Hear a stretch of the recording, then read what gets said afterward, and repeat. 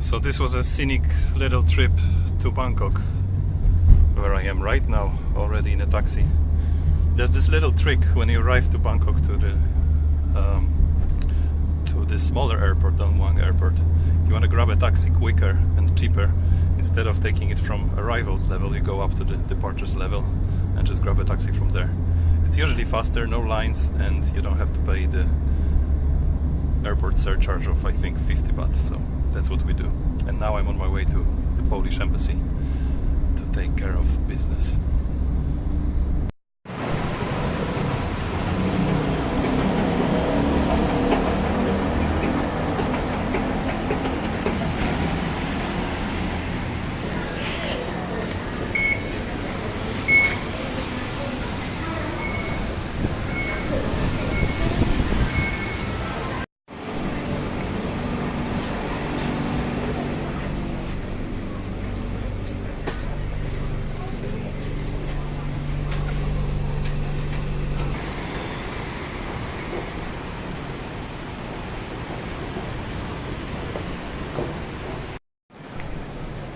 The embassy is somewhere up there.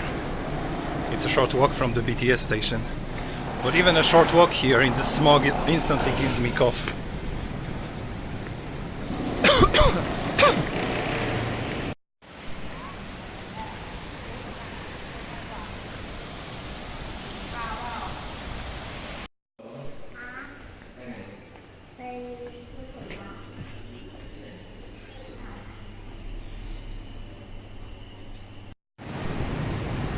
So I'm already out of the embassy. I sort of succeeded in applying for what I wanted, but I'll probably have to come back to Bangkok in a month to pick it up. I wanted it to be sent to me by post to Phuket, not to have to come back, but they won't make it fast enough for me to be able to come and pick it up and make it out of Thailand to get another visa, because I have to leave this country every 3 months to get a new visa. So yeah, there's that. And now lunch. And I'm gonna hunt for Polish food in Bangkok. Let's go.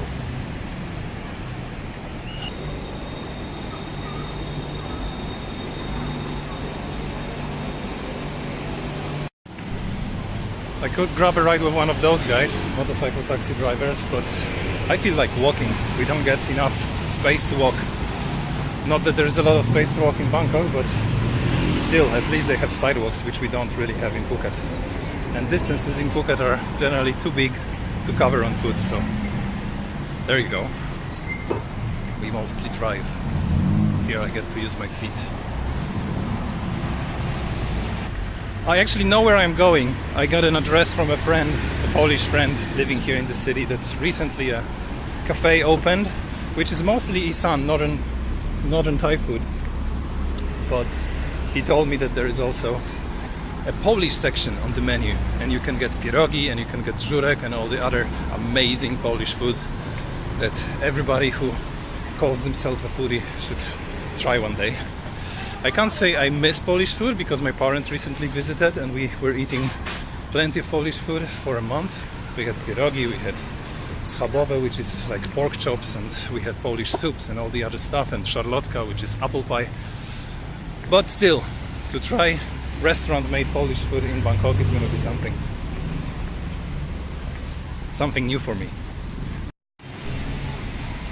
And a 10 minutes walk later, I arrive. Doesn't look like there's Polish food on the menu, but let's see.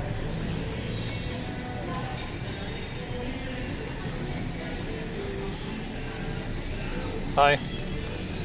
I hear you have Polish food? Yes. Okay, taste. Chocolate? Yeah. I hear the music, so... Oh, yes. Yeah.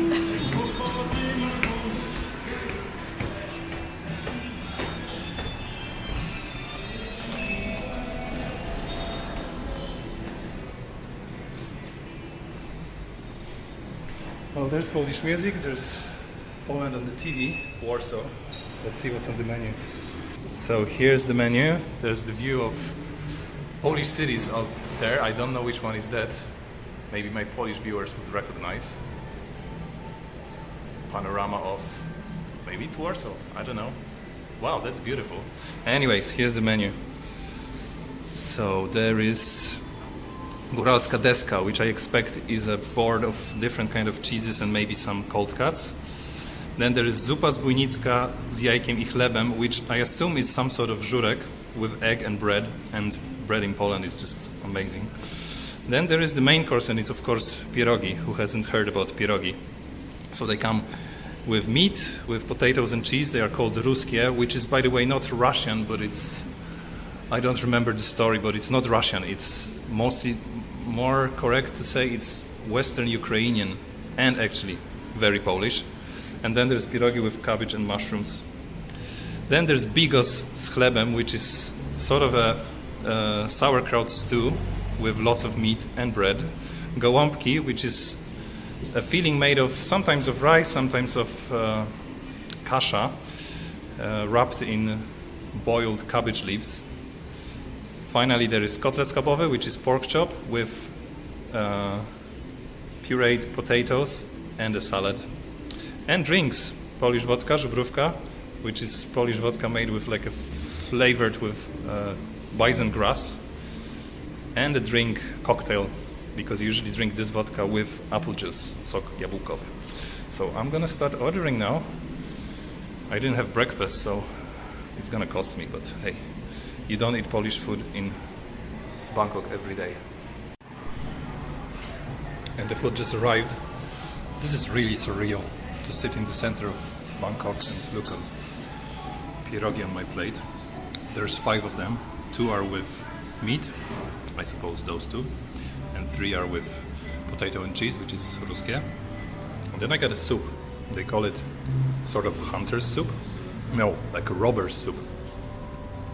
It doesn't taste like any soup that I know from Poland, but it's delicious and has very European feel to it. It's full of meat and pepper, and there's egg, and it's yummy. And there's slightly roasted bread with it. So I would say that this is strictly Polish. This is maybe something local that I never tried before, or just not really Polish soup, but still good, very good. So I'm gonna dig in.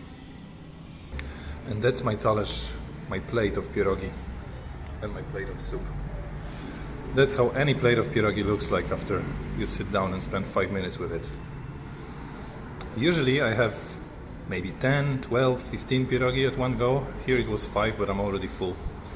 I guess my eating habits changed since I moved to Thailand. So I'm on my way back to Phuket, and you know, I lived for 2 years in Bangkok. I don't miss it at all. Not a bit. I loved living here. I really enjoyed it. Having the city right in front of me, all open, ready to be explored. And we did explore, me and my girlfriend at that time, now my wife. We had a motorbike, we had weekends off, and we really went deep into Bangkok and the surrounding little towns and local attractions. But since our children were born, especially since our first child was born, our daughter, Bangkok lost all its appeal. It just became this huge, concrete, smoggy city where you had to spend an hour in traffic to get to the nearest park, and parks in Bangkok are few and far in between. There's just condominiums, and they are still building new ones. Actually, now when I visit, despite having lived here for 2 years, I get lost because there's always something new. There are new shopping malls mostly and new condominiums. That's what they are building. Parks, forget it. Art and culture, well, more than in Phuket, but still not nearly enough. There are some movie festivals, but that's about it. Sometimes an international pop star comes. So yeah, I loved Bangkok, but I don't love it anymore. I still like coming here a little. You know, shopping, especially if we don't have to take kids and get to hang out with Jasmine a little. I go to a few nice restaurants or visit a place like the one I visited today, Polish restaurant in Bangkok. Crazy. But except for this, I'll be so happy to go back to Phuket where you can see the blue skies above and where the air is clean and where it's quiet and when there's a beach nearby. So yeah, I always have this feeling of deep relief when I land in Phuket after a visit in Bangkok, and I bet it won't be different today. I'm already sweaty and tired and just want to get home. So now BTS to the end, to the last station, then a taxi to the airport, and then 2 hours later a motorcycle ride from the airport and I'm home. See you there.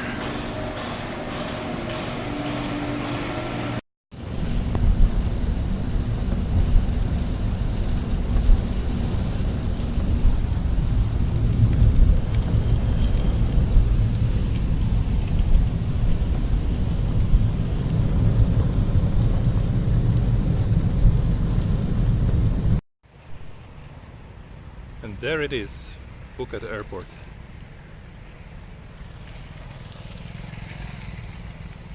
Which means I'm back home under the beautiful black sky.